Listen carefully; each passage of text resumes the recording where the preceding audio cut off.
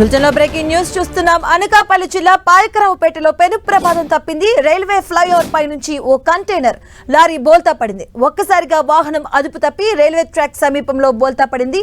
ఈ ప్రమాదంలో lorry driver, cleaner గాయపడ్డారు.